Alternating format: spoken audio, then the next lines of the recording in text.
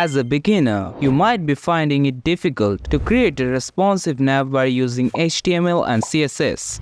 In this video, I will confidently demonstrate the easiest way to make a mobile responsive navbar using only HTML and CSS. And guess what? There's absolutely no need for JavaScript if you are just starting out. It's your Captain Shahriar. Let's learn. Open VS Code and create a folder. Inside that folder, create HTML and CSS files. In HTML, type exclamation mark to bring the boilerplate. Also, don't forget to link the CSS to your HTML file, otherwise the result will not come. Create a nav tag inside that header tag and give it a class name like navbar. For your logo, create a div and give it a h1 tag or image tag. I just gave it a brand name Bersesto. Give the div a class name of logo so that we can select that in CSS. For the links, create another div with class name of navlinks. Here we will put all the links required in our navbar. Then inside that, create an anchor tag and then copy and paste how many times as you want. I just need 4 items, and as you can see, it just appeared on our web page. Congratulations, you just completed the first step to make a responsive navbar. It's time for the styling. Before styling our navbar, make sure to reset the CSS with these properties. Then select the navbar class and give it a display flex so that it will come side by side. Now look, it's looking so weird now. But after giving align item center, it will look more balanced.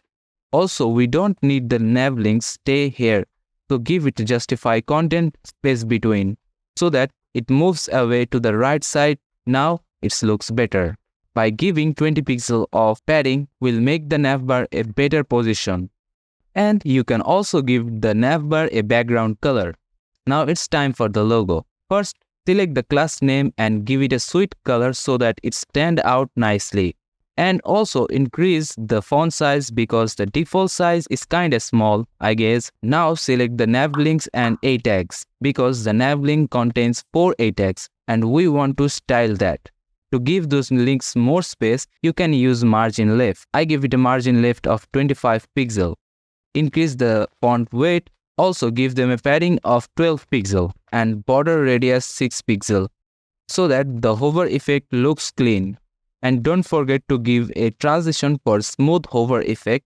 This is the before and after of styling. If it looks nice, then you have to subscribe, man. Come on, do it. Now it's time for the hover effect.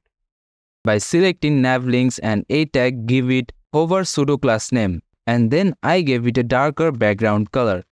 Yeah, man, that looks so good. You did it, champ. You just created an easy navbar for desktop version. We are not done yet. Now it's time to make the most exciting part, the mobile version of this.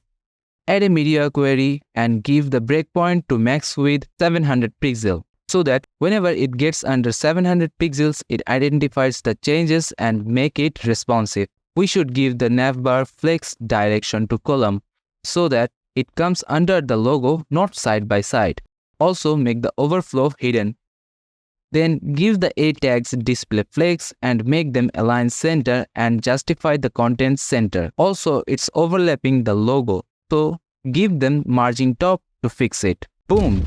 Look at this. Now we have an easy and simple responsive navbar. Isn't this so easy? As a beginner, if this video helps you from getting over the frustration of making responsive navbar, then make sure to leave a like and comment us what to make next. It's your Captain Shahriar signing off. See you in the next video. Peace.